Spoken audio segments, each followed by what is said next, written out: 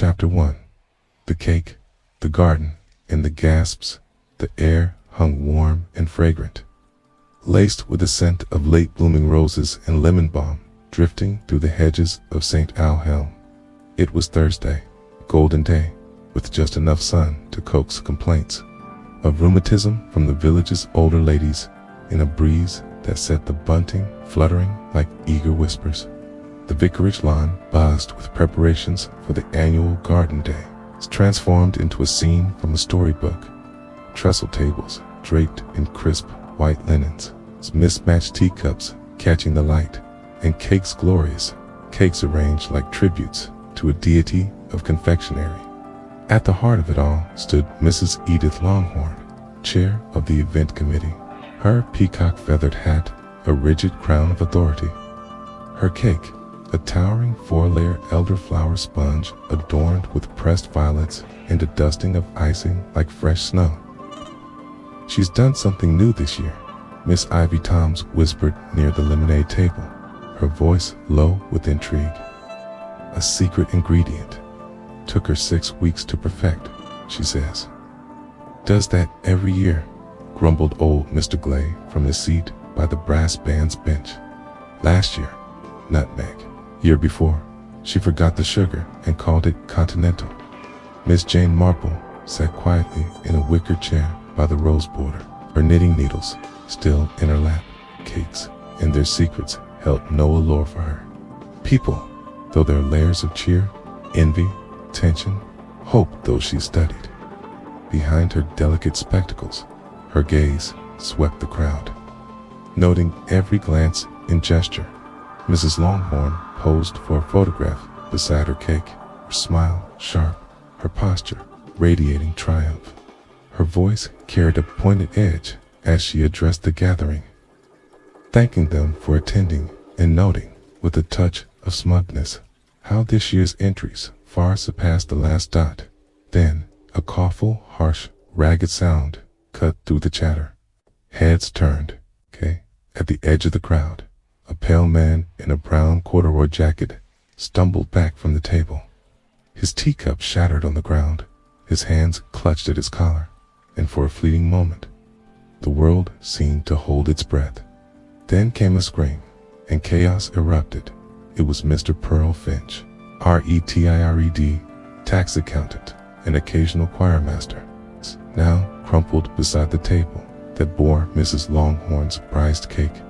Dr. Hilbert, man of curt words and sour disposition, was called from the croquet lawn, brushing grass from his trousers as he snapped his stethoscope into place. The whispers had already begun.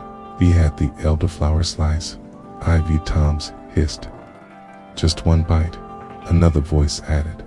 Miss Marple stood quietly, her eyes sharp, taking in the scene as the village's layers began to unravel. Her knitting, now held against her chest, her eyes moved not to the fallen man, but to the expressions of the crowd's surprise. Yes, horror perhaps, but there was also something else, a flicker of glance, when Dr. Halbert stood up with a grunt, his face grim. No one was surprised to be his verdict dead. He announced, very sudden, some sort of seizure, perhaps. "Todd, poison you mean," as someone had gasped the word, hung in the air like a wasp no one dared swat. "I said, perhaps," snapped the doctor. "We mustn't jump to conclusions." But the conclusions had already begun leaping, and they leapt straight toward the cake. Mrs. Longbourn, pale beneath her hat's plumage, stepped back as though from a gunshot. "That's absurd," she said. "Completely absurd. I've made that recipe for years." Marple watched her noted thimble in her fingers, the over-quick flutter of her eyelashes, but more importantly, she noted the others who didn't speak behind the lemonade.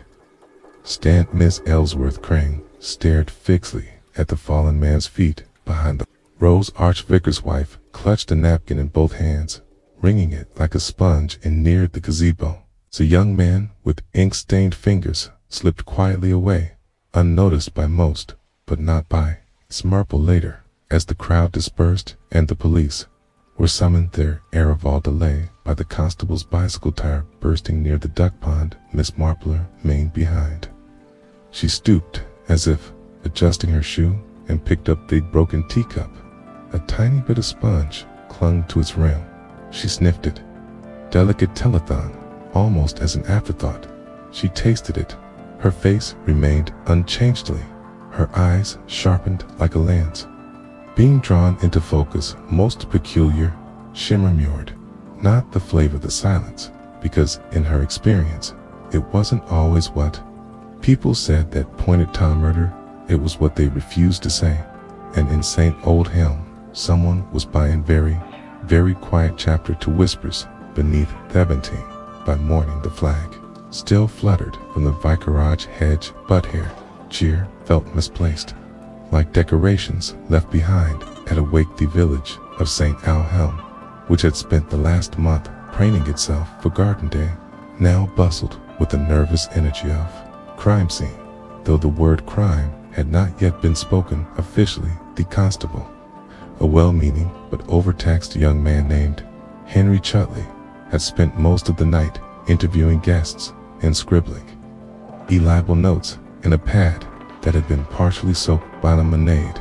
The local paper's photographer had been shooed away twice, and Mrs. E. de Longren had gone home in what the doctor diplomatically called a fainting spell bit.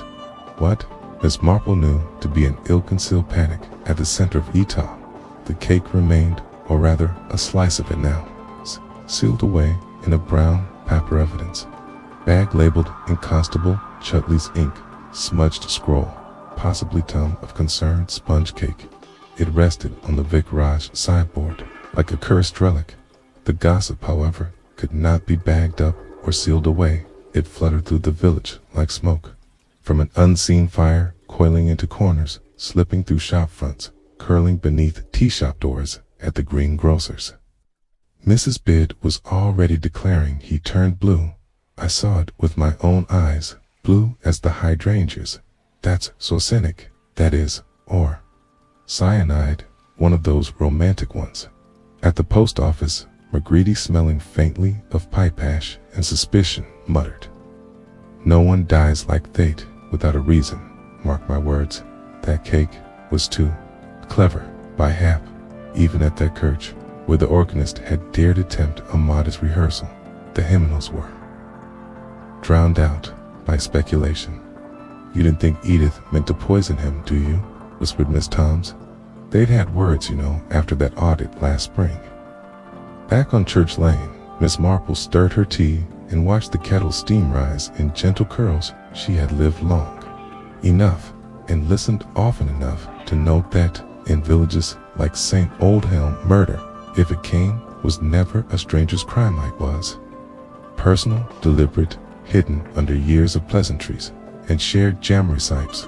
She folded her napkin with care, then walked to the front window.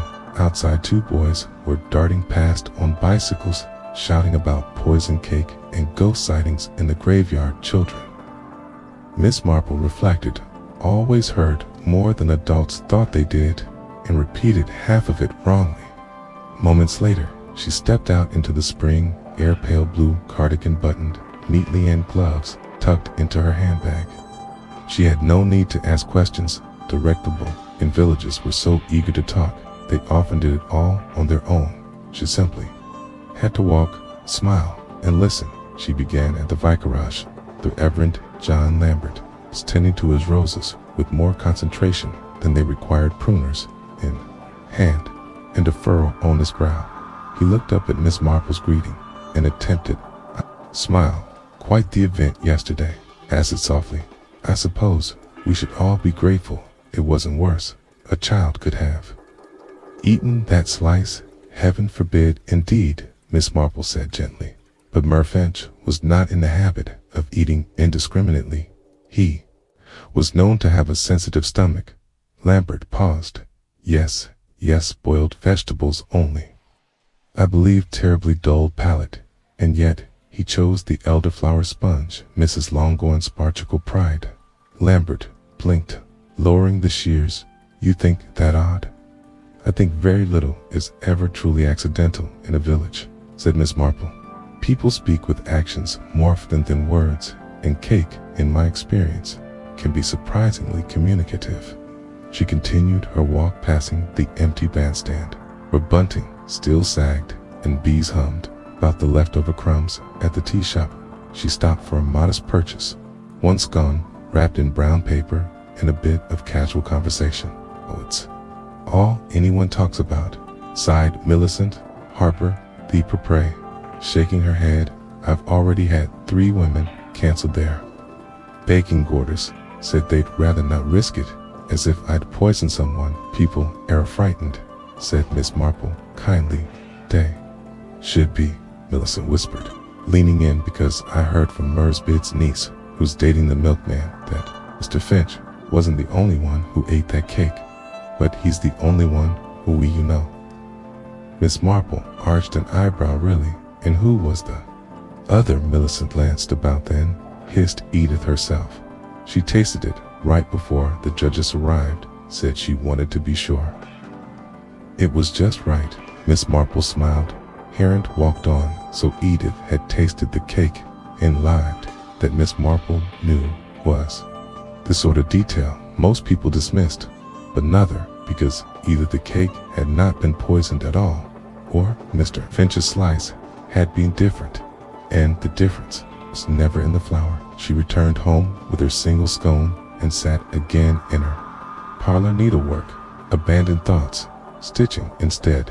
Whispers were like wind, and where wind blew it often stirred up things that had long been buried, and Miss Marple had the distinct impression that St. Oldhelm had more buried than most. Chapter 3. The woman Hola's hand, more than she spoke the next day, brought softrazine, the kind that turned hedges silver and sent reluctant villagers coring under umbrellas like beetles. St. Oldhelm looked on the surface washed clean, but Miss Marple knew better than to believe rain washed anything away for good beneath the wet leaves and polite insights. And so, on a gray Tuesday, Miss Marple sat once again in the narrow wooden chair by the solicitor's fire, with a cup of lukewarm tea in hand and her thoughts turning like cogs behind her spectacles. Across from her sat Vivian's proxy, a Parisian legal clerk with excellent English and a strained mustache, and the villager's own Reverend Lambert, who had been called in as a former acquaintance of the deceased Mercattle Bridge. The solicitor cleared his throat and pulled out a slim envelope. "New official estate.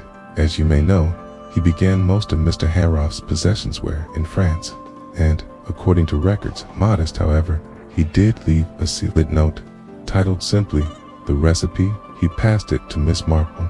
She opened it carefully. Inside was a single page, written in Charles Hargrave's sharp, elaborate hand, to the daughter. "I never taught to cook, and to the woman who taught me how to taste the world, this is not a confession, but an admission. I took a recipe once. It was not mine. I gave Ito, someone else, knowing it would win favor. It did, and I became something. I wasn't a man with applause, but it cost him the trust of the one who gave it freely, expecting nothing. So here's their version, the original, for no awards, for no competition, just for joy. Do notice it to impress, use it to remember." Charles attached to the note was a stained recipe card, faded in a woman's handwriting. The title read, "Elder Flowers Palm for Warm Days Shared." Miss Marple exhaled slowly. She understood. No, it hadn't been Edith Longbourn's recipe at all.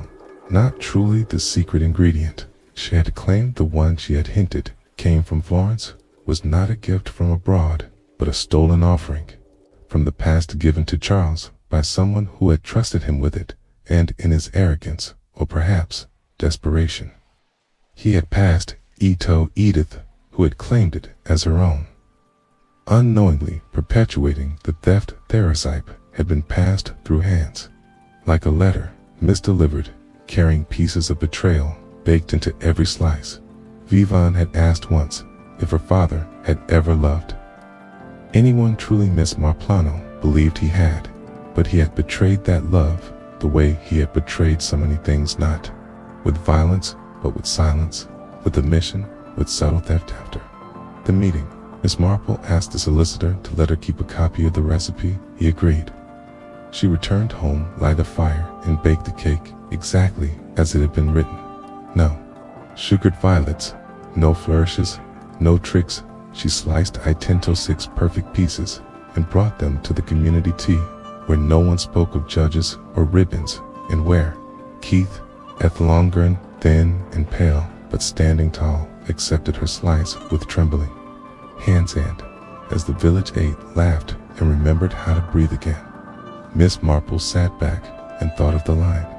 She used it to remember, because in a village where truth could so easily be dressed in civility, a shared cake was sometimes the only confession anyone could match. Chapter 20. The garden remembers everything. It was a soft June evening when the villagers gathered in the garden behind the church, not for a festival, not for a competition, but simply to be together. There were no tables of neatly labeled tarts or white-gloved judges with clipboards, just trestles set beneath the willow tea poured from flasks and chairs, pulled close by those who had once been strangers, but were now, through silence and sorrow, quietly bonded. Miss Marple arrived just as the sky began to bloom with pale orange. She carried basket lined with linen, the sponge cake inside still faintly warm, not the poison version, not the version that had taken a life and thrown a village into whispers, but the real one, the one written in the flowing script of a long-forgotten Womana cake, once given in kindness, not ambition. As she crossed the garden, she noted the small, significant details. Mr. Glay helping Ivy Toms to her seat, without sarcasm, Mrs. Longren speaking softly with Elizabeth Crane, neither quite meeting the other's eye. Ronald Pike's absence, still under care, but sent a box of lemon biscuits from the vicar's wife, just because, and Vivian Hargrove Vigan. Now back to France. She had written a short letter, read aloud at the tea by Reverend Lambert. I came to St. Oldhelm expecting ghosts. Instead, I found a village still very much alive. And in that life, I found forgiveness, not for myself. Thank you for allowing me to grieve beside you. Vivian Hargrave. The words had hushed the gathering into a respectful silence. Miss Marple took a seat under the flowering dogwood, her teacup in hand, and gazed at the border beds. The garden looked different now, not in layout or color, but in feeling. The air no longer held tension of suspicion. It had softened somehow, as though the earth itself had exhaled after holding the breath far too long beside her. The vicar leaned in. You've done something remarkable, Jane, he said quietly. You gave us back our peace. Miss Marple smiled faintly. I didn't give it back. I simply reminded the village that it still had it. He nodded. And the truth is like the perennials in this garden. She replied, cut them back all you like. They'll always return, even after. Frosted cacao was served later that evening, unlabeled, unannounced, and yet unmistakable. A few of the older ladies took their first bites with a curious pause, brows furrowed in memory. This tastes like something I once had, right? Murmured Millicent Harper. I think I made this years ago, said someone else, but I lost the recipe. No one claimed it, no one needed to. It was enough that it had returned. Miss Marple took her final bite slowly, the sponge light on her tongue, the elderflower note, delicate and fleeting. A ghost of a flavor, you might say, a memory baked into sweetness, as twilight deepened. The villagers lingered. Children ran between rows of lavender. Its laughter echoed, and someone began to hum a tune that had no words, and Miss Marple, seated with her shawl over her knees and a faint smile beneath her calm expression, watched it all. She had known from the very start that the murder had not been about cake. It had been a boot love left unspoken, about names not given, about recipes, stolen letters, unsent children, unacknowledged. The The garden had known, the village had known, and now finally it remembered, because in Stalhelm secrets did not stay buried forever, not in the soil, not in the sponge. Greetings. Something was festering. She sat that morning with her embroidery, untouched, a cup of tea cooling by her side, outside her front window. Two women passed speaking in voices. I assumed couldn't be overheard. Apparently, he was seeing someone. One whispered, Finch after all. These years know who would see him, the other replied with a scandalized laugh. Was as romantic as a ledger book. Miss Marple allowed herself a small smile, not at the gossip, but at how little people realized they were revealing. Even Winthy thought they were only repeating what they'd heard. By mid-morning she fetched her umbrella and made her way to the grocer's. The world she'd long believed could be understood almost entirely by what people bought and when. And so it was with little surprise that she found Mrs. Edith Longren by the flour sacks, inspecting them with the exaggerated focus of a woman trying not to be noticed. Good morning, Edith, Miss Marple said, gently pausing by the biscuits. Edith started, then compassed herself quickly. Jane. Oh, just looking for a new brand. I can't imagine what went wrong with the cake. It did look beautiful. Miss Marple offered Edith's side. It was beautiful. I tasted it myself. Light sponge, a hint of lemon verbena, a recipe I got from a woman in Florence. You don't think her voice caught. I mean, surely the police aren't taking all this seriously, Miss. Marple didn't answer at once. She adjusted her umbrella, then said, The police are doing what they always do. They examine what can be seen. But I've often found that in villages like ours, it's what people avoid showing that matters most. She weighted people for less lances too quickly, and Edith was no exception. I didn't mean for any of it to happen, Edith burst out. He wasn't even meant to be there. I didn't know he'd be on the judging panel this year. Miss Marple tilted her head just slightly. You and Mr. Finch were once close. Yarded's mouth tightened. That was a very long time ago. So I've heard, Miss Marple said, but past doesn't always stay buried, Edith. Sometimes it peeks through, especially in gardens. And garden day has a habit of exposing roots. Edith said nothing more. Her knuckles were white on the handle of her shopping basket. Miss Marple moved on across the street. She spotted a figure she had been meaning to visit, Elizabeth Crane, a quiet woman with a faded face and nervous hands. Elizabeth had been Mr. Finch's housekeeper for nearly 12 years, and as Miss Marple suspected, the one person in the village who truly knew him. She caught up to Irby, the church gate, where else was adjusting a button on her coat. Elizabeth, dear, Miss Marple greeted warmly. May I walk with you a moment?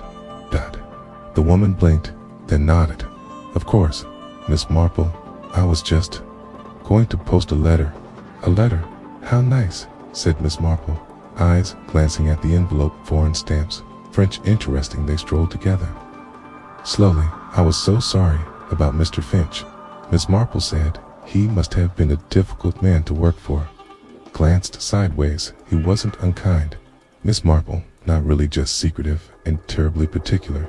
He didn't like surprises or music or strong smells, but he always paid on time. A dependable man. Then Elizabeth nodded in his way. Was he expecting something that day? What are you mean at garden day? Was he meeting someone? His behavior was a bit irritant. You think? Elizabeth hesitated. Her eyes dropped to the ground. He'd been receiving letters. I don't know from who he'd burned them after reading, but he looked worried, distracted. Miss Marple's brow lifted. Threatening letters, maybe, or something from the past. I found a photograph once, very old, of a young woman. I don't think it was family. Miss Marple said nothing. She didn't need to. Elizabeth stopped walking. I didn't tell the police. I didn't know if it meant anything. It might. Miss Marple, say it softly. It might mean everything. Later that evening, she returned home, her umbrella damp and her mind alive with threads. A cake, a man with a secret, a woman who burned letters, another who baked with Florence recipes and a brittle smile, and a photograph that's a man didn't want found. Miss Marple didn't know the whole picture yet, but the frame was forming, and as she placed a kettle on the stove and folded her damp gloves over the radiator, she whispered to herself, people always say things by accident, and sooner or later someone will chapter. For the man everyone overlooked, first time anyone remembered really noticing Ronald Pike was the day after the Garden Day incident, when he knocked over a tray of jam jars at Greaves's general store. Up until that moment, Ronald had been a fixture of quiet oddness in St. Alhelm, not unkind, not troublesome, simply there like a chipped fence post or a dusty weather vane no one quite got around to repainting. He lived in a little cottage beyond the old mill, rarely shaved, and spoke in sentences that had the breathless, finished quality of someone perpetually surprised to be in conversation. The villagers referred to him kindly as poor Ronald, always with a Helf's sympathetic smile. He'd once been a promising student, some said, with a scholarship to Cambridge, but a death in the family, some trouble abroad, and unnervous collapse had sent him back to St. Oldhelm long before his prime. Miss Marple, however, did not underestimate overlooked men. It was late morning when she made her way to the edge of the village, past hedges dripping with rain and the occasional startled rhododendron, into Ivy. Ronald's cottage sat behind an overgrown hedge with moss crawling up the brick like a secret trying to be heard. She knocked twice, silence, then a shuffle, a pause, and finally the door creaked open. Miss Marple, Ronald said, blinking as though she were sunlight. In a darkened room. Oh, you don't usually get visitors. I shan't stay long, she said warmly, peering inside the hallway. Smelt faintly of dust and boiled potatoes, and somewhere a radio was playing chamber music. At a whisper, I was simply taking a walk, Shelleyed with gentle precision, and thought of you. That dreadful business on Garden Day, so very unsettling. You were there, I believe. Ronald stepped aside, slowly gesturing awkwardly. You can come in. I have tea. It might be cold or warm aloes. The sitting room was cramped, but not unpleasant. Books stacked into ring piles, a few faded photos on the mantelpiece, and a large botanical print of mushrooms on one wall. Miss Marple's eyes lingered on the books, many were cookery volumes, not modern ones, but old Edwardian, some French. Do you enjoy baking, Mr. Pike? She asked politely as she settled into a chair that squeaked. Benny. It's doily. He nodded. Used to when I could taste. Got the flu some years back. Never quite. Came back right. Flavors are all sideways now. She smiled gently. I've always thought flavor is as much memory as taste. We bake what we remember, what we miss. He looked up sharply. Yes, exactly that. They sipped lukewarm tea, and for a while said nothing. Miss Marple understood silence better than most. Let the quiet stretch. Finally, she said, Murfinch's death has unsettled everyone. Ronald stirred. I never liked him. Oh, he smiled with his teeth, but not his eyes. Always looked like he was about to charge someone interest. Once accused me of stealing a book from the village library. He shook his head, said it had my name in the front. It would, wouldn't it? I donated it. Miss Marple nodded sympathetically. Did you see him eat the cake? She asked. Ronald blinked. No, man. Yes, I suppose I saw him near it. He was talking to someone by the geraniumstone.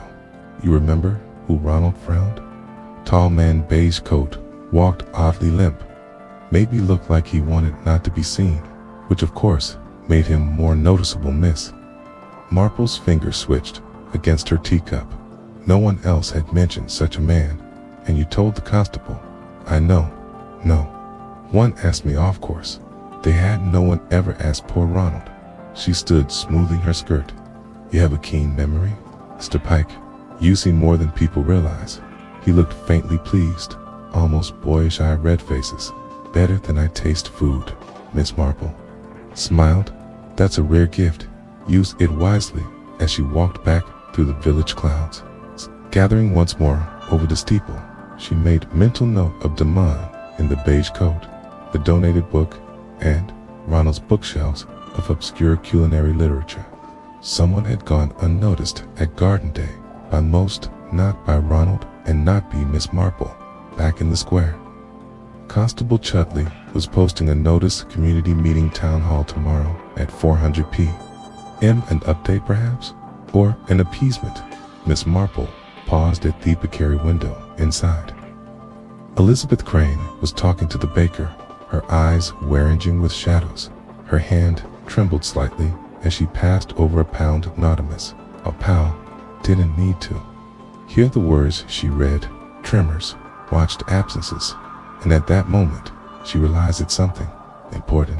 Everyone had been asking who poisoned the cake, but no one had yet asked why was Mr. Finch chosen, and Miss Marple ever so quietly intended to find out. Chapter 5, A Clue. Among the crumps, Vicarage Hall smelled faintly of beeswax, polished old hymnals, and something floral that had long ago faded to memory. It was here that the remaining slice of Mrs. Longhorn's fate-filled Flora cake had been laid to rest, not buried, but entombed in evidence, sealed in a brown paper parcel, marked with far less care than a deserted constable. Chudley had been instructed quite firmly not to tamper with the exhibit, but as Miss Marple entered the vicarage that afternoon under the pretext of delivering embroidery silks for the vicar's wife, she noted that Purcell was no longer in the sideboard drawer where it had originally been placed.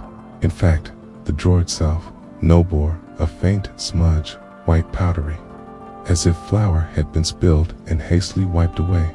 She said nothing at first. Mrs. Lambert greeted her, kindly made tea with a worried hand, and accepted the silks without noticing that Miss Marple's eyeshad never left the sideboard. They say it'll be weeks before the coroner gives a full statement, Mrs. Lambert murmured, pouring milk into mismatched china cups. Though the doctor suspects heart failure, that would be better, wouldn't it?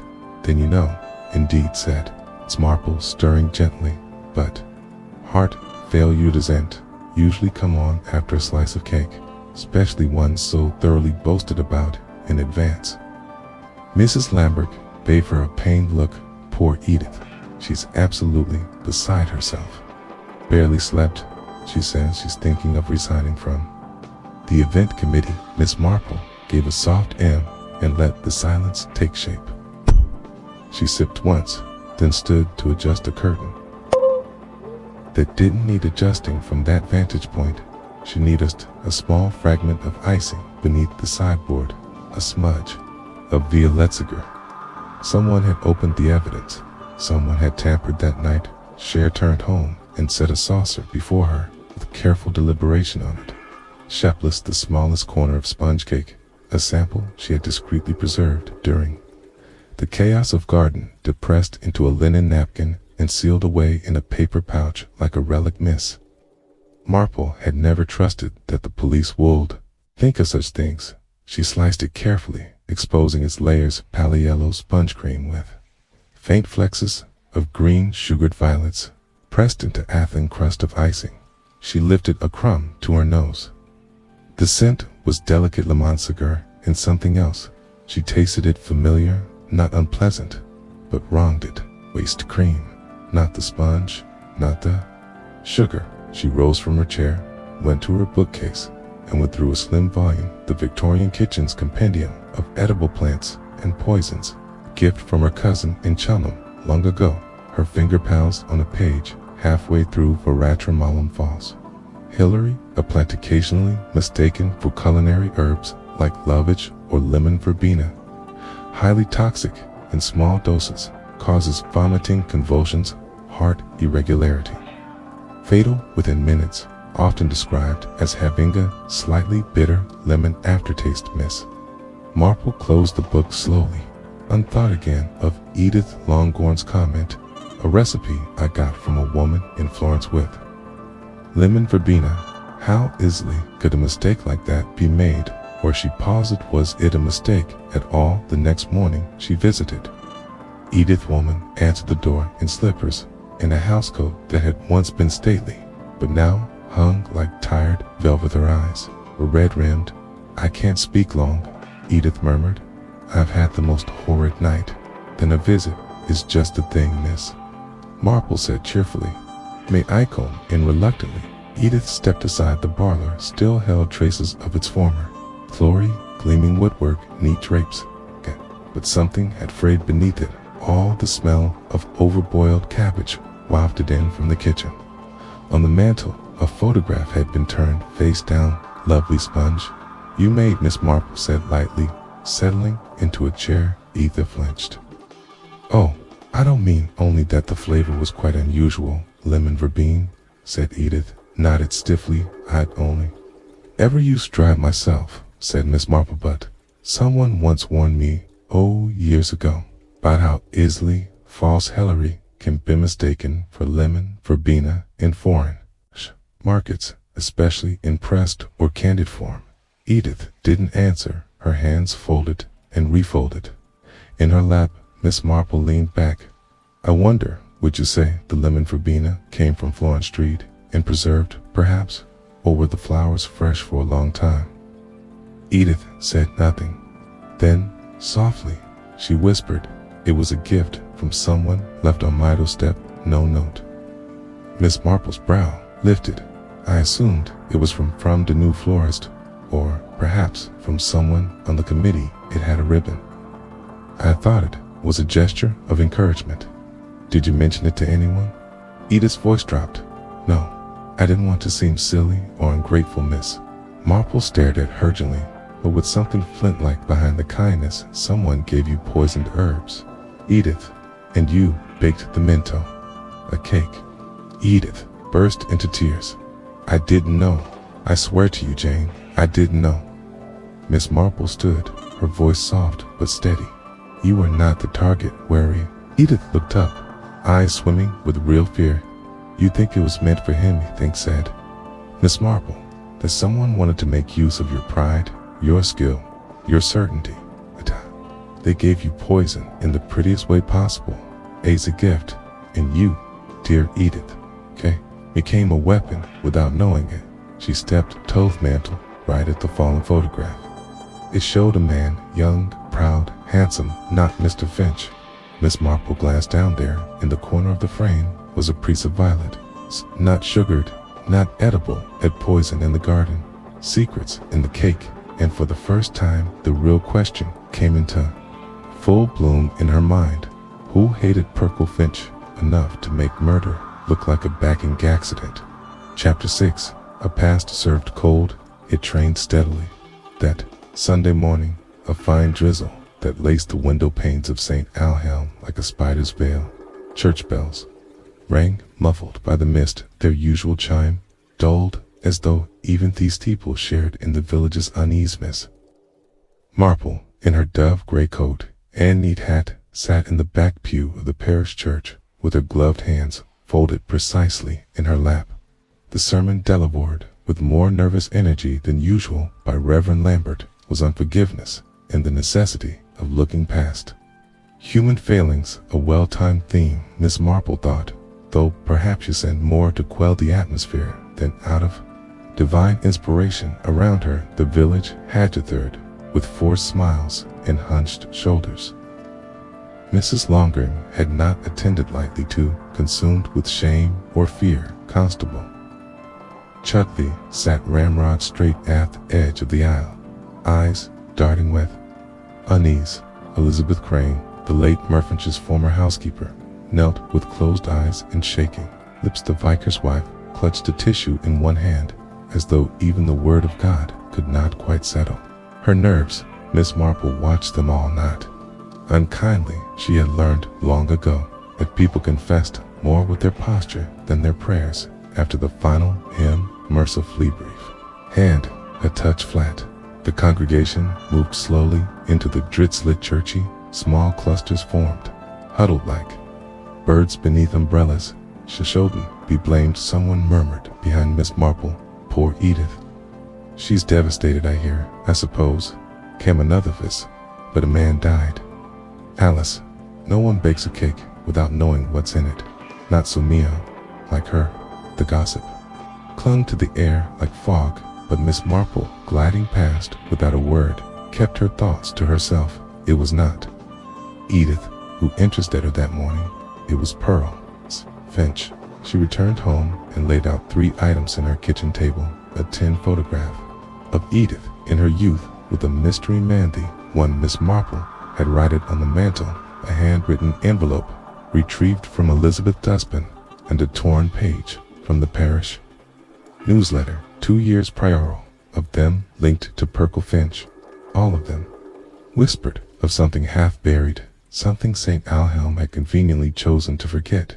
She began with a letter it had been meant for Finch, judging by the handwriting and the address, a neat, curling script from her Road, postmarked Paris. The torn envelope was all that remained. The letter itself, most likely burned, or perhaps folded into a coat pocket, never emptied, but the writing on the envelope pinched her to P.F. "'Cause we never finished what was started." Cryptic, accusatory, and certainly not casual.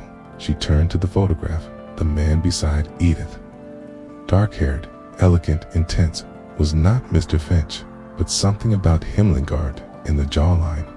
Tight, the suggestion of family resemblance. A brother, perhaps?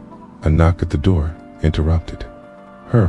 When she opened it, to her surprise, it was Crane, Miss Marple.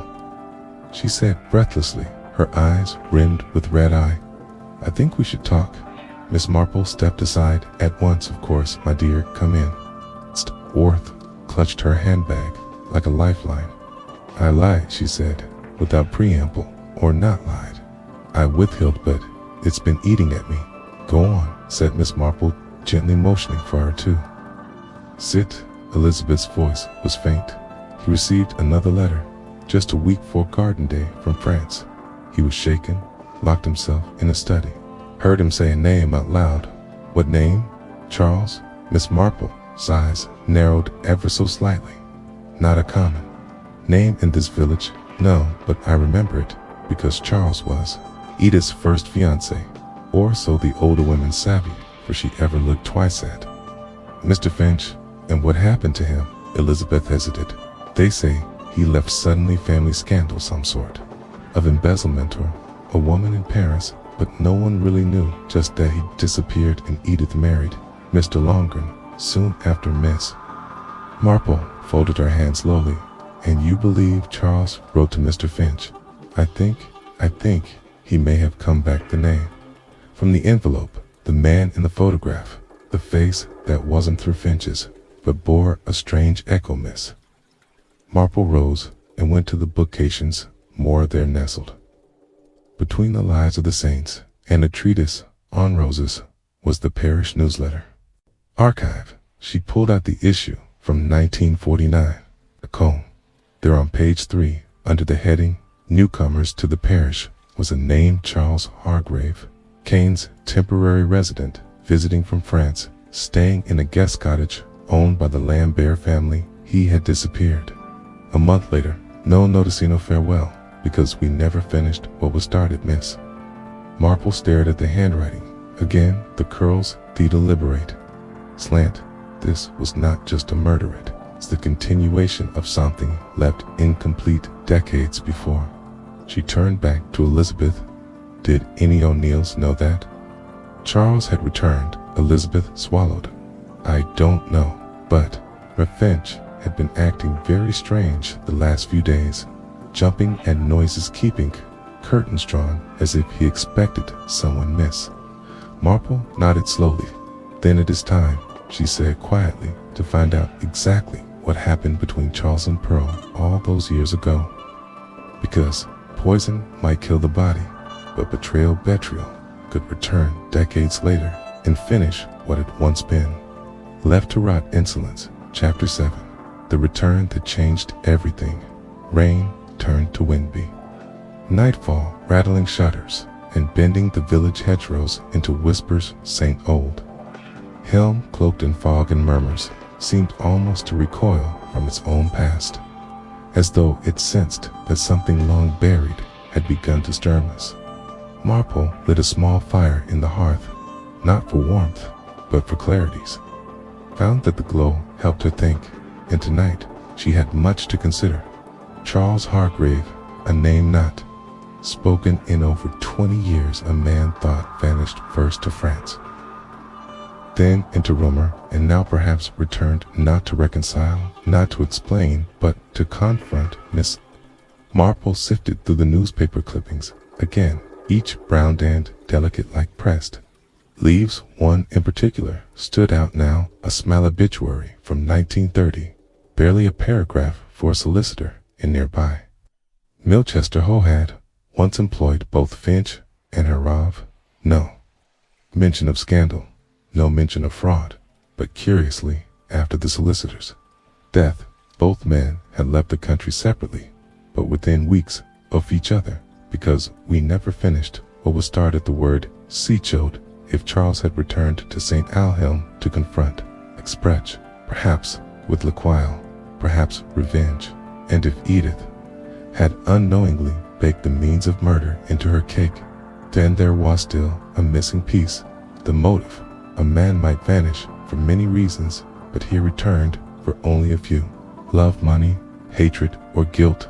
Miss Marple stood and retrieved a letter from her bureau, not one she had received, but one she had written that morning. It was addressed to her nephew, Raymond West, novelist.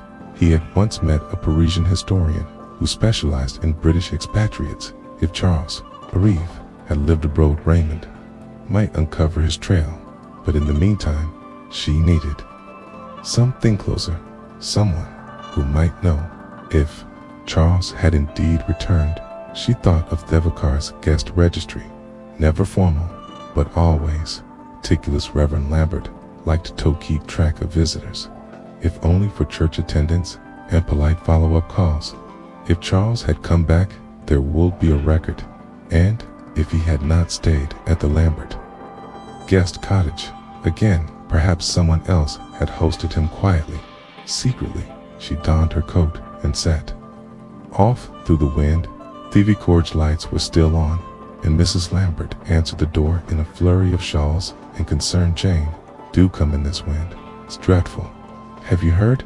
Another anonymous letter was found in the churchyard. Miss Marple's eyebrows lifted trilly. Mrs. Lambert nodded, slipped under the vestry door. No name, just typed. Said what? Was buried. Should have stayed buried. Constable Chetley is beside himself. Quite theatrical, Miss Marple murmured. Would you happen to know if Reverend Lambert keeps a guest registry? Miss Lambert hesitated. He does not officially, of course, but he likes to not. Who attends services, and who's staying where he keeps. A little journalment. Marple smiled. Might I peek 10 minutes later, alone in the study, with the soft tick of the grandfather clock? Miss Marple leafed through the Reverend's diary. It was precise, dated, and color-coded with little stickers for funerals, baptisms, and newcomers for Garden Day. Week 1 name stood out. C.H. staying at the old Ransley Cottage, Theon, near the word privately rented, not advertised, no last name given, but thy initials spoke volumes. Miss Marple closed the book slowly. The Ware Placino one liked much, even on fair days, remote with the rush of water, loud enough to drown out anything, and yet the perfect place to hide or to plant that meaning. She sent a note to Constable Chudley, requesting his presence early the next morning.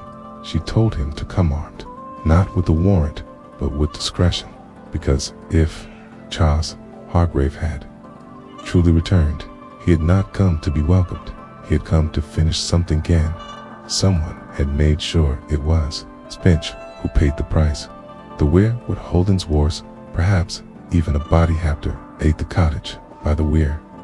The Rankley cottage had stood at the ferrage of St. Alhelm since long before anyone alive could remember, hidden among willows and wild grasses. Cast thatched roof, bowed with age. It had once belonged to an eccentric bachelor who believed in spiritualism and kept foxglove and vases. Since his death, the cottage had passed through in different hands, rented out.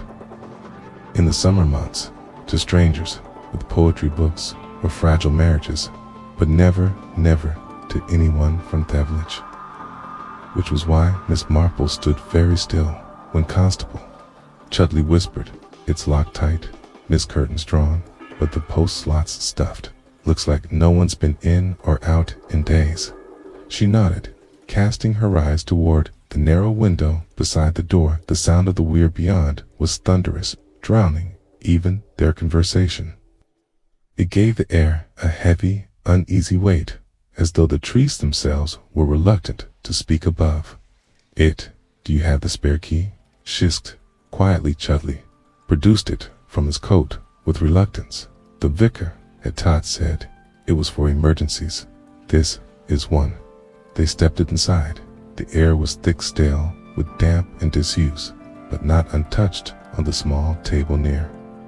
The window set a teacup rimmed with dried brown. An open suitcase lay on the floor, its contents: haphazard men's shirts, French cigarette tins, a worn volume of L'Heure du Mal, and a photograph, creased but visible. Miss Marple picked it up. It showed 3 men in a rowboat, young, sun-drenched, laughing to, were familiar, a younger Pearl Finch, and unmistakably Charles Harrave. The third man was less clear, but his smile had the same dimple as Ronald Pike. "How curious." She set the photograph down gently. Miss Marple Chudley had moved toward the writing desk in the corner. "There's a letter unsent." She joined him squintingus. He held the paper up too. "The gray light pearl. I'm here, as promised. I thought time might change things. Butchire, the same, still hiding behind your lies. Kia, you owe me more than apologies. Yao, me the truth. You know what you did and who paid the price for it. I won't let this rot in the past. I've waited too long. You can't outrun it anymore." See, Miss Marple exhaled slowly. A confrontation was planned, and perhaps it had already taken place. She turned to the fireplace in the grate. Beneath a layer of ash lay a burned corner of another letter, this one addressed to Edith. She could make out only fragments. "Never told you what really happened. Him and it looked like. Charles fled. I did it to protect you." Miss Marple's lips tightened. "Check the back garden," she said. "Look for disturbed earth, a patch that's been cleared, or anything that doesn't belong." Chudley hesitated. "You think Simine's buried out here?" "I think," said Miss Marple, "that someone came back to unbury the truth, and someone else made sure it would be silenced forever." Hello. With a reluctant nod, Miss Marple stepped to the sink. A small dish still sat in the basin, rinsed but not washed. It smelled faintly of sponge cake elderflower, and yes, lemon verbena, or something like it, in the cupboard. Above where? 2 jars. One was clearly marked verbena. The other bore no label. She opened it. The scent was stronger, bitter, faintly metallic beneath the citrus shedent. Need a chemist to tell her. Her instinct was sharp enough. This was not culinary lemon verbena. Someone had taken the same poisonous herb, gifted to Edith, and used it themselves, perhaps as insurance, perhaps to send a Mossad side. Shout. Chudley appeared at the back door, panting. "There's a pit, fresh behand. The shed has been filled in, but not long ago. We'll need to dig." Miss Marple gave a solemn nod. "Call the coroner and be discreet." As the constable scrambled for his bicycle, Miss Marple lingered in the threshold of the little cottage. 100 threads spun together. Her mind, the gift of herbs, the unsent letters, the photo of 3 young men, one of whom had become invisible. To the village's memory, it had started long ago, with the betrayal not of money but of trust. Someone had paid dearly, and some male had profited. Now, all these years later, the balance was being corrected. By nightfall, word would spread that a second body had been found, but Miss Marple already knew the truth. The poison had never been in the cake. It had always been in the past. Chapter 9. The puzzle falls into place. Even engraved in a hush, as though the village itself was holding its breath. Word of the discovery behind the weir spread faster than Chudley's frantic attempts to contain it by the time twilight folded. Over St. Alhelm, the pub was full of wide eyes and hushed voices. The vicary had closed early, and the vicar had locked the church twice, just to feel safe. Miss Marple, however, was calm. She sat by her window, knitting, abandoned on the cushion beside her, and read, once again, the unsigned note left in the vestry. What was buried, she'd have stayed buried. She found the tone revealing. Not guilt, but anger. Someone wasn't. Warning, though they were threatening, that meant the story wasn't finished. Not yet. The discovery behind Ramsley Cottage had confirmed her worst suspicions. A shallow grave hastily dug, containing the decomposed remains of a man in his late 50s, a man with a passport and wallet hidden inside his jacket, both bearing the name Charles Hargrave, dead before the cake days, before Garden Day, in fact, which meant Charles had never confronted Finch. He'd come to St. Oldhelm to unearth a truthant. Someone had made sure he never had the chance. Finch had been silenced shortly after, not with bullets or rope, but with herbs disguised as kindness. A method requiring access, trust, and patience. Miss Marple began to reassemble the pieces in her mind. Charles had returned to seek justice. Edith, unaware, had received a gift, the poisoned lemon verbena, and baked it into her prized cake. Finch had eaten it, deadened the village, all too eager to believe in dramatic accident or edible. Era had stopped asking questions, but who had known both men would be in the same place at the same time? Who had known enough to orchestrate? And Miss Marple returned to the photograph from the cottage. 3 men, Charles Finch and Thetford Junk. Smiling eyes, bright Ronald Pike, the man the village had forgotten. She rose slowly and fetched her coat. She arrived at Ronald's cottage just after 8 a.m. Low light glowed in the window, and inside she could hear the ticking of a clock and the faint hum of something classical on the radio. He opened the door in his slippers, a cardigan buttoned askew. Oh, Miss Marple again. Yes, dear Reeve brought tea. She held up a tin, neatly wrapped. He hesitated. You think I'm lonely, I think, she said quietly, that you've been overlooked, and that's Medeo. Dangerous, he stiffened, then laughed, but it was brittle. You think I killed them? I think you watched for a very long time, she said. Stepping inside, the silence stretched. Ronald looked toward the fire then. Sad he ruined us, he said finally. Finch Charles was the clever Oni, was the quiet one. Finch was ambitious, he blamed Charles for the solicitor's death, whispered rumors to the police. Charles fled before charges came. I stayed behind and watched him destroy everything, and then you vanished into the village, Marple said softly.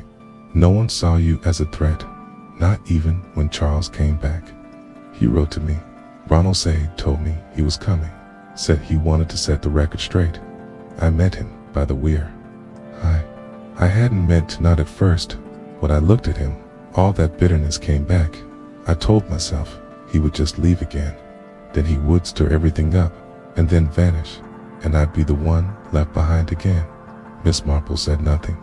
I hit him with a stone, Ronald whispered. He fell. I dragged him to the back. I buried him. I was careful and Finch. I wanted him to suffer. Knew he judged the cakes. I knew Edith would make something elaborate, so I sent her the herb. I knew she wouldn't know the difference. She was so proud, so precise. You played everyone, Miss Marple said, gently. I waited 20 years, Ronald whispered. They got lives. I got Sulans. Miss Marple sat beside him and folded her hands. Justice, she said, is not always tidy, but it is always patient. She stood. Come, Ronald, let's go to the station. Quietly, he didn't resist. Perhaps, she thought, he had never expected to win, only to be heard. As they stepped into the night, the wind stirred again, gentle now. The village with Wakado the news that both Finch and Harav had died for the same crime, one of ambition, the other of revenge, and Miss Marple, ever so quietly, would return home and resume her knitting. Chapter 10. The quiet justice of Stallhelm. The next morning dawned unremarkably pale skies, a light breeze of birds chirping as if death had not recently swept through tea tables and flower beds, but in St. Aldhelm nothing was ever truly unremarkable. Beneath the clink of teacups and politeness at the greengrocer, a new silence had taken root, one heavier than before. Sort of silence that carried weight because it had heard everything. Miss Marple opened her curtains precisely at 7, as she always did. She took her tea with 2 sugar spalls to trim a fraying edge from a piece of embroidery and read the local newspaper, cover to cover. Not for news, dear, was nothing new to her now, but for the tone our village chose to tell its story said more than facts ever could. The headline read, "Tragedy in St. Aldhelm Village, mourns too." Below it, in smaller print, "Constable, thanks, Miss Marple, for quiet assistance." She sighed. At that, it wasn't about gratitude or being noticed. Sedge hadn't done it for thanks. She had done it because someone had to listen when no one else would. At 9, the vicar called. He came with slightly wrinkled trousers and a face full of earnest apology. "We're still trying to understand how Charles's name didn't come up sooner," he said, standing awkwardly in her sitting room, her registered under initials. "Of course, but still, it's easy to overlook a Namiov already buried," Miss Marple replied, pouring tea. "St. Aldhelm has always preferred neat endings, but Liver rarely allows them." He nodded. "Sadly will Ronald be taken into custody," he confessed, "but I dare say it won't be a long trial. The evidence is clear. The motive, quietly tragic. A man left behind too long." They drank tea in silence for a moment. Then the vicar asked what she always waited for people to ask. "Miss Marple, how did you know?" She smiled gently. "I didn't, not at first, but I noticed what wasn't. Say people were so quick to blame Edith, her cake, her ambition, her pride. No one to question that. Finch might have made enemies of his own, and the herb a clever talk, hidden as a gift. Most people would have overlooked it, but I've seen poison in all its forms. It's rarely in the bottle, it's in the gesture." The vicar shook his head. "Slowly, what will become of Edith?" She lived with the knowledge that her cake became the weapon. That's punishment enough. By noon, the village had begun to shift. The bunting was quietly removed. The next committee meeting was postponed. The bakery reopened, offering plain scones, and absolutely no sponge cake. Mrs. Longren stayed indoors. Elizabeth Crane light fresh flowers by the weird unspoken apology, heavy in her hands, and Miss Marple, in the quiet of her parlor, began stitching a small sampler with a single phrase. "Revenge is a dish best not served at all."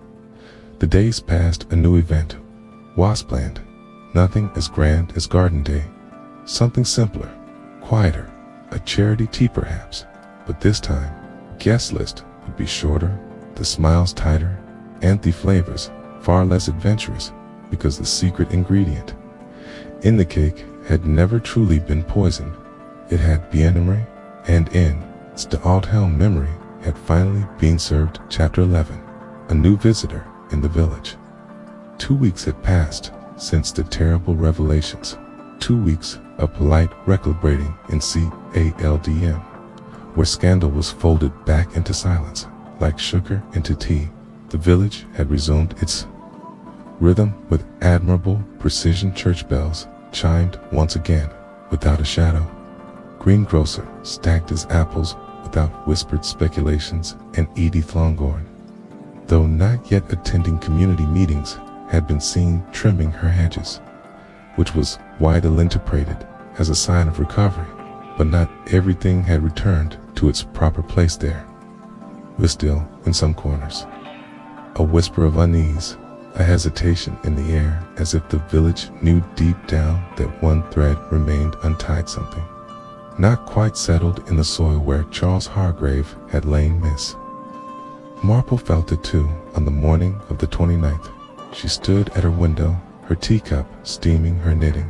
Untouched, a stranger had arrived in the village the evening before. A woman, alone in a well-tailored navy coat with gloves far too fine for country life. She had checked into the little inn on the green, paid in cash, and signed the register with a flourish that did not match her otherwise subdued manner. Vivian Hargrave, surname Miss Marple noted, was not coincidence. By 10 o'clock, Miss Marple had made her way into the village square.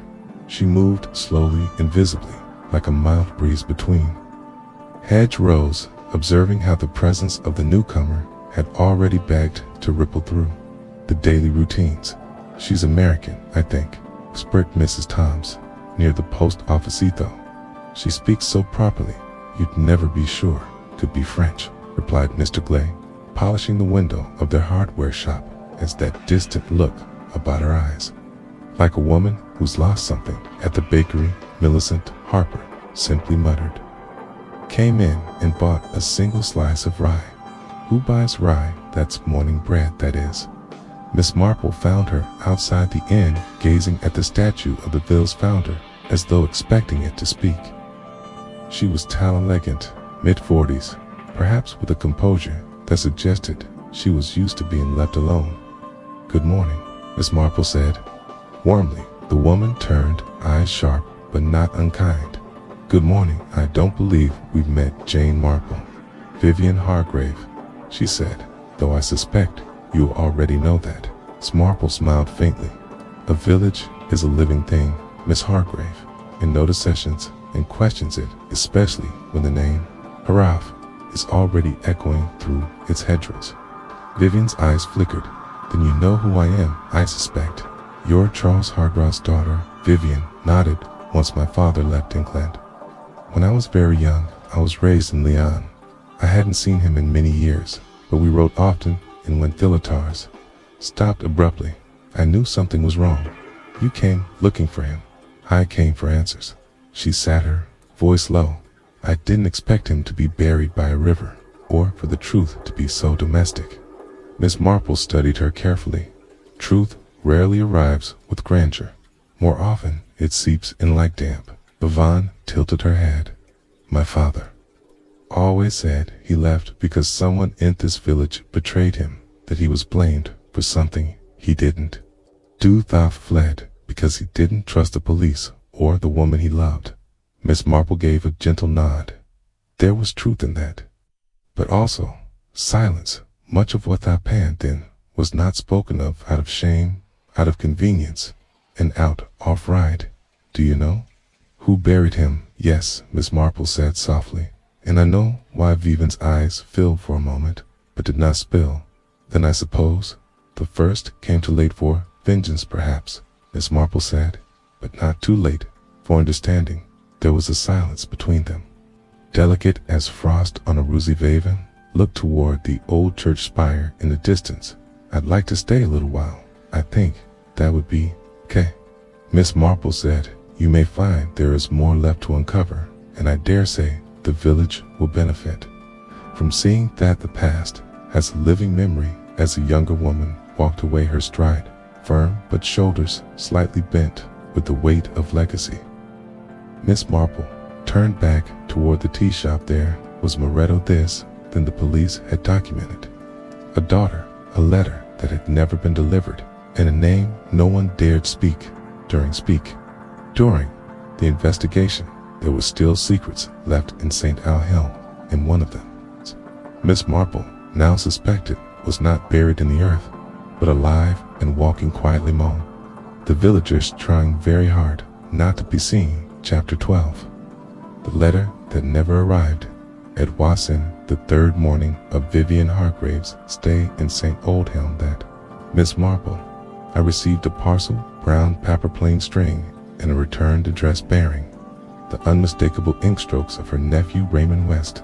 It had arrived early, tucked under her post by the ever-rattled delivery boy, who'd already misplaced 2 telegrams that month. Inside was a bundle of page, correspondence, property records, and a handful of notes Raymond had acquired through a Parisian journalist acquaintance. And there, among them, was the reason Miss Marple had asked for his help. A carbon copy of a letter, never posted, written in Charles Hargrave's own hand. It was addressed to Vivian. Miss Marple read it twice. Not just the words, but the tone. Her father trying to faltering, linelessly, to explain why he had stayed away, and why, after 2 decades, he had returned. My dearest Vivian, you are old truths. I have never had the courage to give, not because I lacked love, but because I believed silence would spare the ugliness of who I had been and what I had done. But I can no longer rest in that silence. I am returning to England, to St. Aldhelm.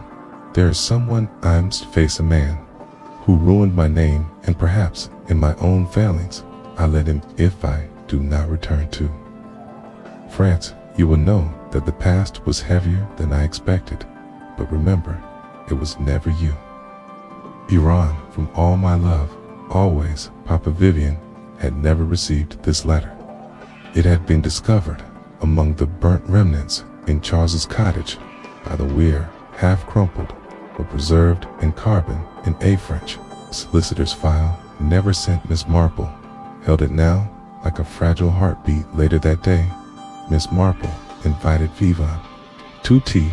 The sitting room was warm, smelling of lavender, polish, and fresh lemon cake. One made. Miss Marple noted very carefully. Vivian arrived on time. Her hair teed back, her coat hung with habitual precision. She was Miss Marple, suspected, a woman who had lived her life clinging to control because no one had ever offered her safety.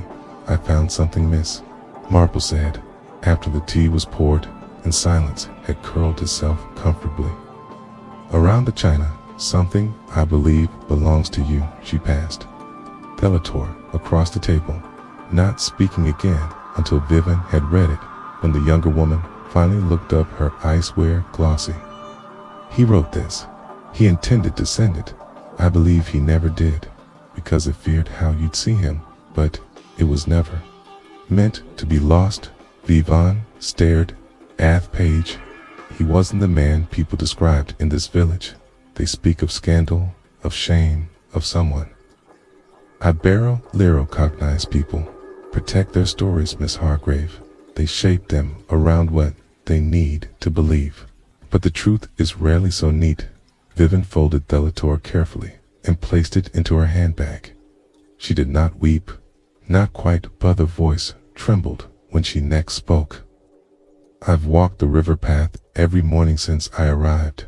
I think I was waiting to feel something ghostly, a sign, but there's nothing. Miss Marple sipped her tea. Grief doesn't haunt places. It settles in people. You carry him with you, not the village, not the cottage. Vivian was quiet, but then asked, who was she? I begged your pardon. My father's letter mentioned someone, a man who ruined him, but before he left. I know there was a woman. He never said her name, but he kept a locket in his drawer. I found it on Cypher. He'd been drinking. It held a photograph of a woman with auburn hair. Miss Marple's hand stilled. It was not Edith Longren. She had been Charles Fiennes, yes, but her hair had always been silver blonde, even in her youth. In the photo in Charles's locket had clearly meant something. There had been another woman. Suddenly, Miss Marple's mind whirred back to a moment earlier that summer, before Garden Day, before the death wench had run into Mrs. Lambert, the vicar's wife, at the chemist. The woman had been asking, quite flustered, about sleeping draughts, French ones, she had said. At that time it had seemed a simple case of insomnia. Now it seemed less innocent. Miss Marple tucked that thought away after tea, as Vivian departed to walk along the weir once more. Miss Marple stood at her window, knitting, and to set there was more here, a second woman, a hidden relationship, a buried connection one had spoken of, perhaps not even Charles himself. The letter had filled in a piece of the puzzle, but it had also opened a door to another. The past, it seemed, had not finished. With St. Oldhelm chapter 13. The vice's wife remembers the vicarage garden was damp with morning dew, and the lavender beds hadn't yet been pruned for the season. Miss Marple walked slowly up the path, pausing now and then to admire the cladis climbing. Along the brick, it was the kind half garden designed for contemplation, neat but not fussy, carefully tended but not showy, much like its mistress, Mrs. Margaret Lambert. Miss Marple had known Margaret since before she became the vicar's wife in those days. Margaret had been Margaret Whitting, a capable girl with a crown of auburn curls, and a penchant for poetry and a penchant for poetry and wildflowers. She had chosen the Reverend John Lambert, not because he was exciting, but because he was safe. A quiet man with steady hands, but not all choices are made out of love. Some are made to bury something else. Martis Lambert was trimming dead heads from the rose bushes when Miss Marple arrived. She wore her usual gardening gloves, the kind with embroidered daisies. Along the cuff sand, a thoughtful crease between her brows. "Jan," she said with surprise, "what a lovely morning." "I thought so too," Miss Marple replied, smiling warmly. "I was hoping I might borrow a recipe, your Madeira cake. It has a firmness mine lacks." Margaret laughed softly, "Of course. Come in, it's in my drawer." Dalhaven knows the state of my clippings. Inside the vicarage smelled of lemon soap and old wood. Margaret led the way to the kitchen, then to a small drawer overflowing with newspaper, recipients of handwritten notes in yellowed clippings, while she rifled through the mess. Marple moved with her usual quiet purpose, observing the mantelpiece held two framed photographs, one of the Reverend in his university days, the other of Margaret at 20. It was the latter that caught Miss Marple's eye. There was a third photo tucked behind the others. Miss Marple gently tilted the frame and slid forward. It was Charles Hargrave, young, smiling in a suit a touch too large for him, and next to him, unmistakably, a younger Margaret, not standing side by side, but with her arm looped through his, a closeness impossible. "Todd Sismus, you never married him," Miss Marple said quietly. The clipping stopped rustling. "No," Margaret whispered. "I didn't." She turned slowly, eyes to red. There was no outrage in her voice, only the weary ache of a secret long held. "I was barely 20. He was dazzling, clever, well-spoken. He made me laugh. Not many did. Then we were very nearly engaged. He said he'd speak to my father, but then scandal came rumors about Charles stealing from the firm. Mr. Finch whispered things. There were letters, anonymous ones. My father forbade me from seeing him." "And did you believe the rumors?"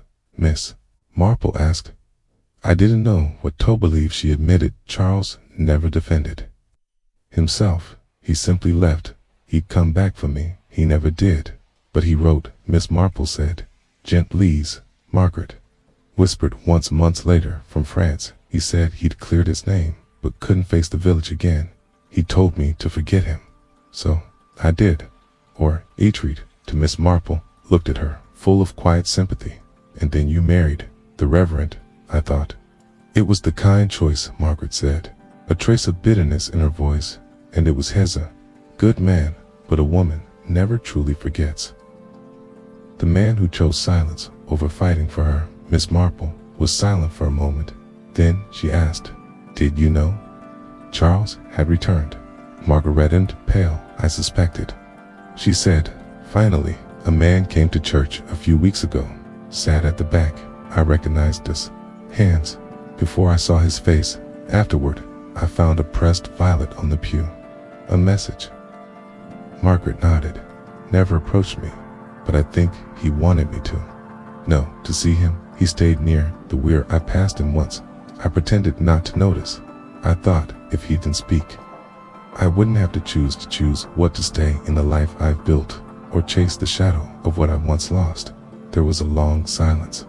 Rain tapped softly against the kitchen window. The drawer of recipes remained half open, forgotten.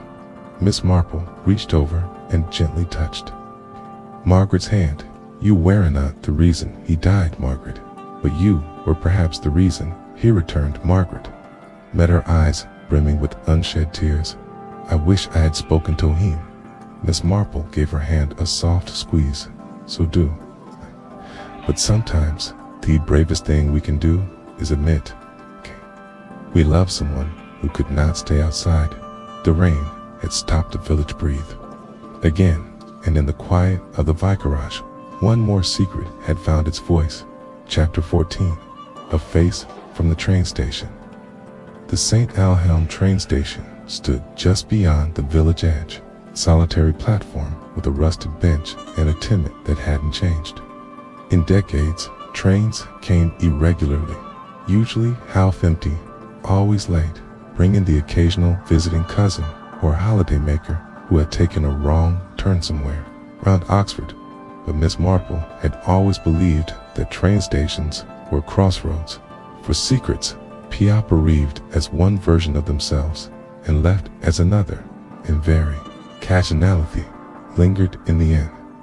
Between hoping no one would notice them at all, it was late afternoon when she arrived there ostensibly to post a letter. In truth, she had come because the postmaster's niece, a sharp-eyed girl named Lucy, with a talent for remembering faces, had dropped by the tea shop with an odd remark. There was a man on the platform the day before Garden Day, she'd said, just standing there. Didn't get on the train, didn't even have a suitcase, just to watch the village, like he was memorizing it. Miss Marple had asked for a description. Tall, she was told, wore a beige coat, limped, sliding no hat, carried a small book under his arm. Not local, not familiar. It matched Ronald Pike's vague account of a man speaking to Finch near the geraniums, but Ronald had called him forgettable. Lucy had called him the sort of man you notice because he doesn't want you to now. Miss Marple stood at the end of the platform, looking toward the field beyond the tracks. Crows gathered, fear pecking in the stubble. The wind pushed against her coat, but her thoughts stayed fixed. A man had arrived, clearly without fanfare, and had not left, or at least not on the train. She walked over to the ticket booth. Old Mr. Jennings, half asleep behind the glass, blinked, awake at the sound of her tapping on. Miss Marple, come to chase up the Timeheads again. Hetchical, not today, Mr. Jennings. I'm inquiring about a gentleman who came here a few days before the Garden Day festivities. Tall, beige coat, slight limp. Jennings scratched his chin. Now that you mention it, yes, odd fellow. Just loitered. Really thought he was waiting for someone, but no one came. Did he buy a tech? No, just watched, stared toward the village green, then turned around and walked off toward the mill road. Miss Marple nodded. Did you happen to notice what book he was carrying? Jennings frowned. Thin little thing, red cover. Caught it. See the title? A red book. Miss Marple's mind flicked back to Charles Sharkraw's cottage, to the desk drawer that had contained just such a book, a battered, red-covered volume of Badair's La Fleur de Mal. But Charles had been dead by then. His copy had been scorched at the edges. Had someone taken it, or had Simeon else brought one of their own? She thanked Mr. Jennings and made her way back toward the lane, past the signal house and the bicycle rack that hadn't held a bicycle in weeks. As she turned at the corner, she caught sight of a figure moving quickly through the hedger path beyond the allotments, too quick to deliberate. A limp, yes, beige coat, a flash of something red under the arm. She did not follow, not yet. Instead, she returned to the village and sought out the one person who might recognize the man, even if no one else had. Ronald Pike.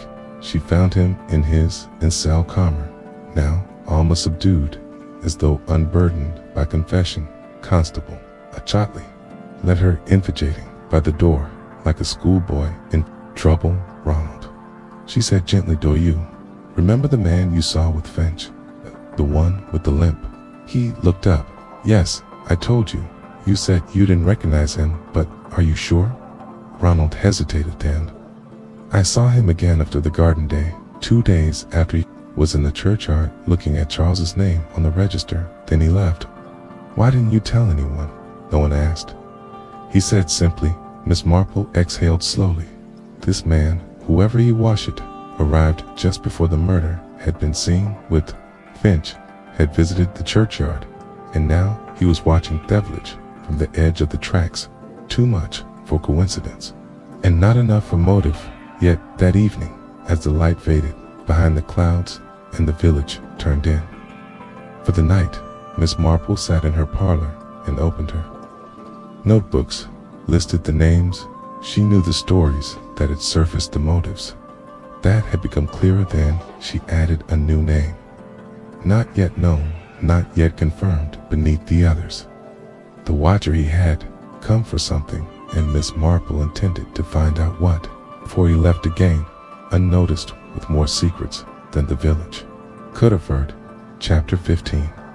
The book with Nooner, the St. Alhelm Lending Library, was a modest, stubborn building tucked as a death church hall, a place that smelled of musty pages and floor polish, where the sunlight filtered in through warped windows and fell in golden puddles across rows of forgotten stories. It had never changed.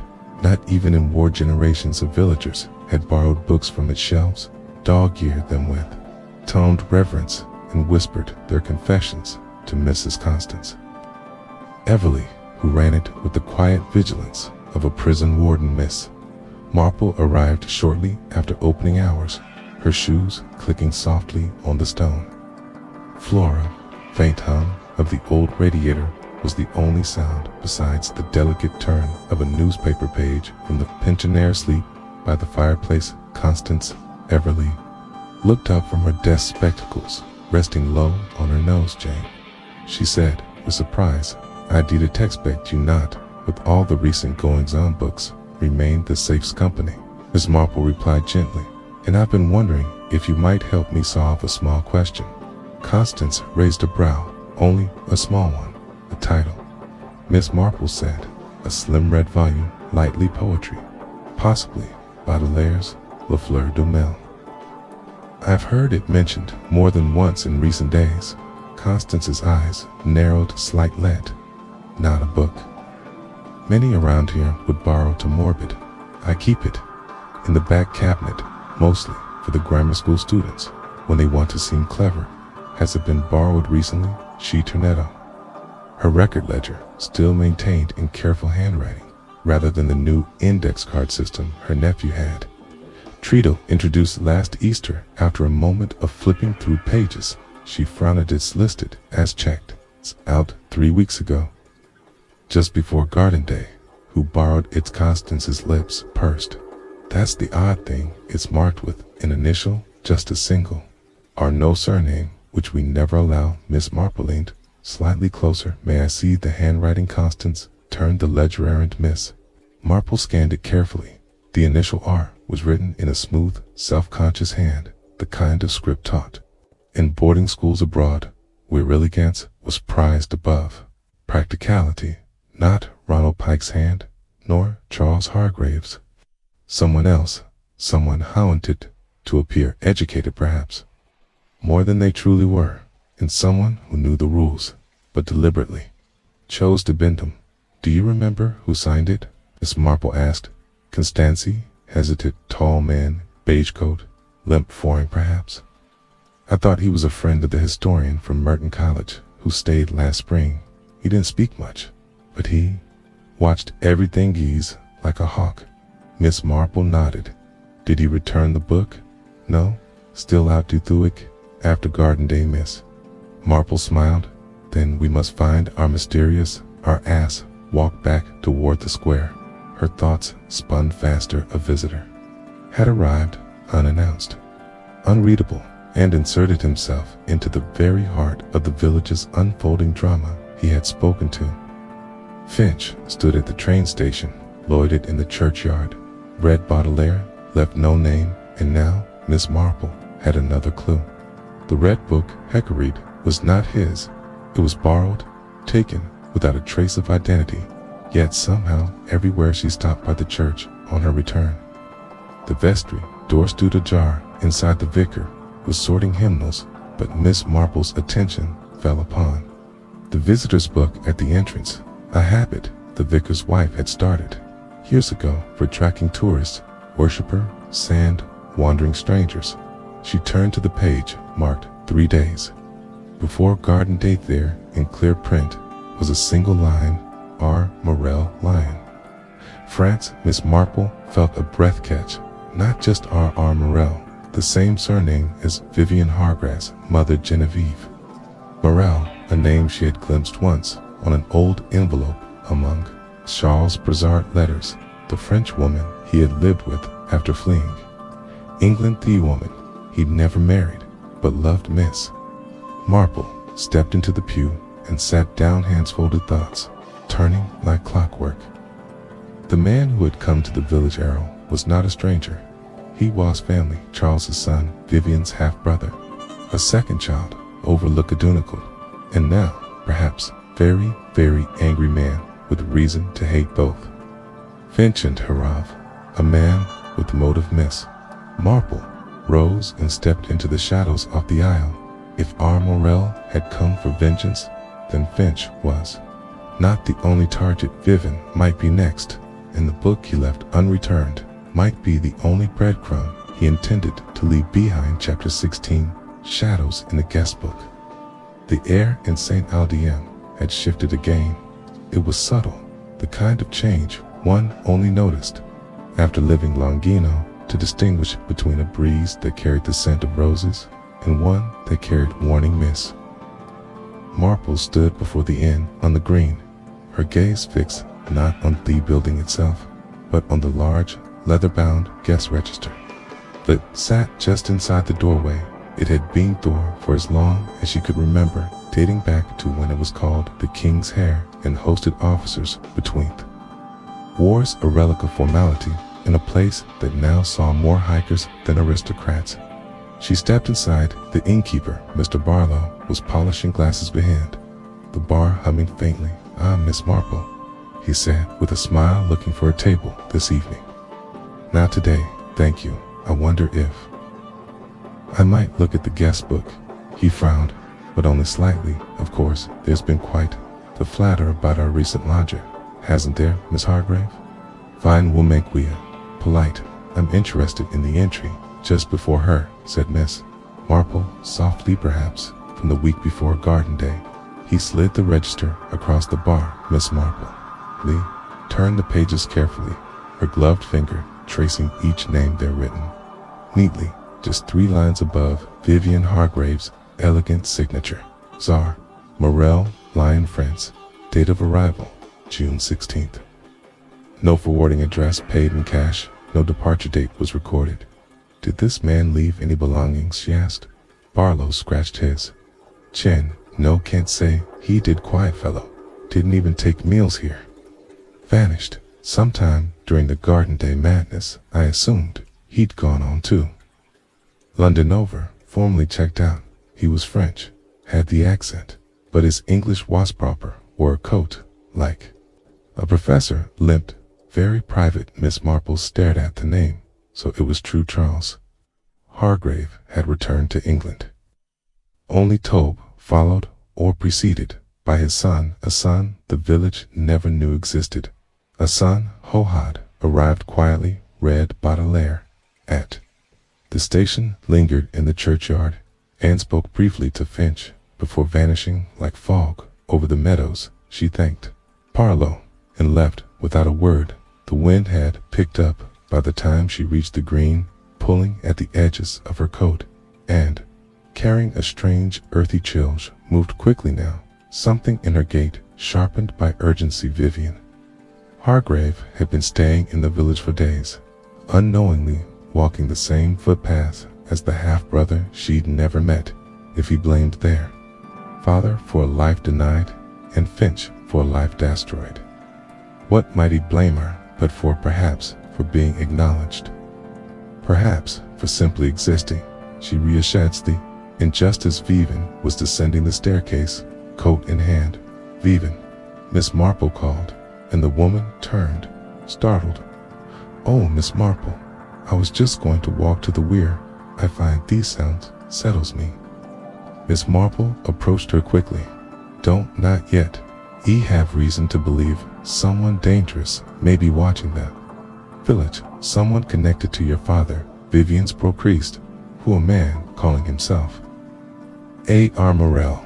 He arrived a week before you stayed, briefly here, and has not been seen since Garden Day. Believe. He, ECR. Father, son. Vivian froze. No, that can't be. He never mentioned, he never said. No, Miss Marple agreed, because men of Charles's kind, rarely did they left be in things they could not bring into the light. And sometimes those things return not for affection, but for a canning. Vivian sat on the arm of a nearby chair, her face pale. He was watching me, wasn't he? She whispered at the station. I felt it. I thought, Kaya was imagining it. I believe he blamed Finch, perhaps even Edith, okay? But now he may blame you for being the one Charles loved openly. Child who inherited his name Meave, not his presence. Vivian's lips trembled. But I didn't know. I never even knew he was here. That may not matter to a man who has spent a lifetime in the shadow of someone else's silence. Vivian stood abruptly. Then we must find him if I'm still here. Oh, he's still here. Miss Marple said, eyes narrowing slightly. Men like him don't disappear, they wait. She turned to the innkeeper, Mr. Barlow, Hassanyan, been asking about. Vaughn, recently watching her come and go. Barlow looked startled. Now that you mention it, a gentleman came in yesterday asking if she was staying long. Said he was a friend from France, but she said she didn't know anyone in town, so I told him. So, did he leave a name? No, just smiled and thanked me. Strange eyes, flat like marbles. Vivian turned to Miss Marple. Waddy, I do. Miss Marple placed a firm hand on her arm. You stay where people can still. You speak only to those you know, and you let me finish this because our moral had left his name behind, not to be remembered, but to be noticed, as if daring someone to connect the dots.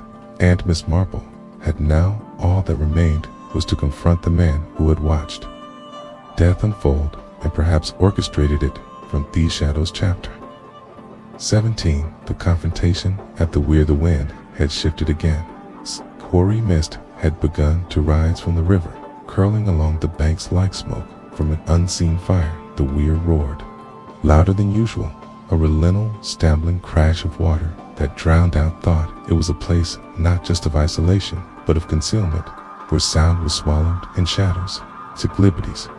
Miss Marple stood at the edge of the old path leading toward the Ransley cottage, her coat buttoned tightly, her scarf pinned just so she carried no handbag, no umbrella, only purpose behind her at a respectful distance. Constable Chutley waited under orders not to follow unless summoned. He had objected, of course, but Miss Marple had told him quite calmly that some truths required privacy before they could be shared aloud. She stepped forward, her shoes quiet on the mossy path, until the silhouette came into view. He was exactly where she expected. Remoral. The watcher stood at the edge of the where just beyond the garden's reach, wore the same beige coat, now damp with evening mist, and in his hands placed a small red book. Leo Fleur du Mal. He did not turn as she approached. You found me, he said softly, his voice tinted with French elegance, but sharpened with something colder. I never loused to you. Miss Marple replied, only waited for you to stop hiding. He turned to know slowly and looked at her. He was in his early 40s perhaps, though. Grief hid his expression, eyes pale, distant, a face that would have been handsome had not been hollowed by disappointment. You knew my father. He said. I did. And your sister. She's not me sister, okay? He snapped before checking himself. Not really. She had his name shagged letters. I got silence, and yet you came. Miss Marple said gently. You followed him here. I came because he took something from me. My mother loved him, waited for him, defended him when the village spat his name, and he never married her, never gave me his name, never even sent a photograph. Miss Marple nodded.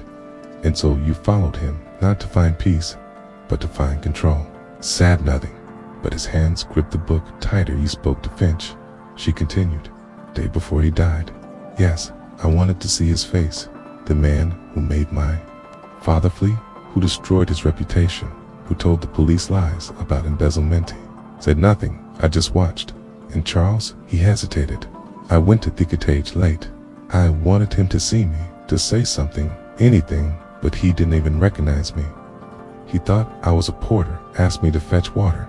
His voice cracked, then, just slightly. I waited 20 years, and he didn't even see me, so y'all killed him. No, he said quickly. No. When? I left. He was alive. I walked back toward station. I almost left, but then I stayed. I wanted to see how the village would react to his return, whether they would remember. They didn't. Miss Marple said, not really. He gave a bitter laugh. No, but when? Finch died. Oh, that changed things. Miss Marple watched him closely. You didn't poison the cake? No, but I knew Samine would. I didn't know how or when, only that revenge has a way of finding its own route. Then you let it happen. He turned sharply. Would you have stopped it? Miss Marple didn't flinch. I would have mourned the part of you that once long dead to be loved. They stood in silence. Then only the roar of the weir between them. I didn't kill him, he said again, quietly, but I watched him die from the edge off the lawn. I knew what had happened when I saw the color drain from his face. I knew what Edith had unknowingly done, and you said nothing. I said nothing, miss. Appel stepped forward. It's not too late to speak now. To who? The constable. Then use papers vivid to yourself, Miss Marple said, because if you walk away now, you'll carry this bitterness into the next 20 years, and it will eat more of you than Charles or Finch ever could. His eyes filled, then, not with tears, but with fury, no longer had the energy to maintain. You want me to surrender? I want you to tell the truth. Let the village forget your father's shame. Let them see the man he left behind. He looked down at the book in his hand. Then quietly, he dropped it into the river. It was carried off at once, spinning in the current like a petal swallowed by the water that had buried so much already. Then slowly, he nodded. Miss Marple turned and raised her hand. Constable Chuckley stepped forward, and together they walked back toward the village, the watcher, the witness, and the woman who had seen Etall. Chapter 18, the last slice of truthering came gently on the morning St. Alhelm returned to stillness. It wasn't a storm, nor the sudden lashing kind that woke curtains and frightened cats. It was a soft, persistent drizzle, the sort that made the head shine and cloaked the village in a curtain of quiet, as if nature itself had decided to lower its voice after all the shouting had been done inside her parlor. Miss Marple stirred her tea, slowly watching the raindrops race each other down the window pane. The village, though outwardly unchanged, had shifted in its foundations. Rumors had stilled, whispers had dried up, and the name Charles Hargrave was no longer spoken with suspicion, but with the weight of something far more complicated. Vivian Hargrave had left that morning. She'd come to say goodbye, standing in the very same parlor, gloved and composed, but with softer eyes than when she had arrived. I've decided to go back to France, she'd said. Not because I'm running from anything. I'm going to sort through my father's things. There's more of him I need to understand. Miss Marple had handed her the copy of the letter, the one Charles had written but never sent. You'll find him there, she had said, and not in the grave, but in the sentences he never finished. Vivian had smiled, then truly smiled, and left behind a single wrapped package on the table. A small French tea tin inside was loose leaf verbena real, this time with the scent of lemon and mountaineer. Now, Miss Marple sat with her cup, sipping thoughtfully. She had seen the constable escort Armorel out of the village. Dede, before not in chains, but under quiet supervision, he had not been charged. There was no evidence of murdered Charles Hargrave's death, though tragic, had shown no signs of violence. It was believed he died of natural causes, a heart condition worsened by strain. It was only Miss Marple who knew he had died of disappointment. As for Pearl Finch, the case had been recorded as a tragic accident, poisoned by mistake, the result of an exotic herb given in kindness induced in ignorance. Edith Longer had offered a full statement, tearful, sincere. She had not been charged. Either the town forgave her. Quickly, perhaps too quickly, but Miss Marple, as ever, knew better. The cake had never been the true weapon. The poison had been memory. In the afternoon, she visited Ronald Pike. He remained in the nearby sanatorium, under light observation. He was stable. Now quieter, when he saw her, smiled with a sort of broken gratitude. "I keep dreaming of the cake," he said. "The smell of it, it was beautiful." "Was," Miss Marple agreed. "You saw more than anyone, not soon enough. You saw what others chose, Toynier. That's its own kind of justice." He looked at her. "Do you think people change?" "Think people are changed," she replied, "by time, by silence, by the parts of vestry. Thee aren't allowed to tell." When she left him, she passed the notice board outside the bakery. A new sign had gone up: community tea Saturday, all cakes provided, no judging, no prizes, just cake. Miss Marple smiled faintly. That evening, she returned home and sat by her writing desk. She opened her notebook, not the one she used for knitting patterns or letters to Raymond, but the black one she used only after a case was closed.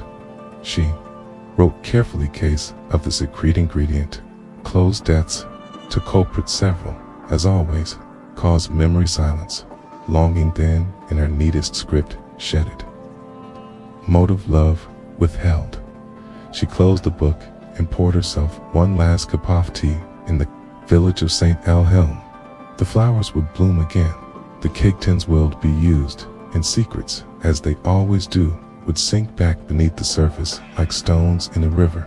But Miss Marple, as ever, would remember Chapter 19, the recipe in Thwill, the Yale solicitor's office in Lower Melchester, smelled of ink, beeswax, and ascertained kind of discretion that only came with decades of silence, sealed in Manila folders. Miss Marple had always liked it, not because it was pleasant, but because it was predictable. Here, nothing happened suddenly. Even the reading of a will was announced with the same solemnity as a church bell. She had received Thelator just 3 days after Vivian's departure. "Dear Miss Marple, it has come to our attention that you were listed alongside Miss Vivian Hargrave as a witness to the intent of Mr. Charles Hargrave's last instructions. Though not executive, you were mentioned in Relacionto, private document of domestic relevance. If you would be willing to attend, we would appreciate your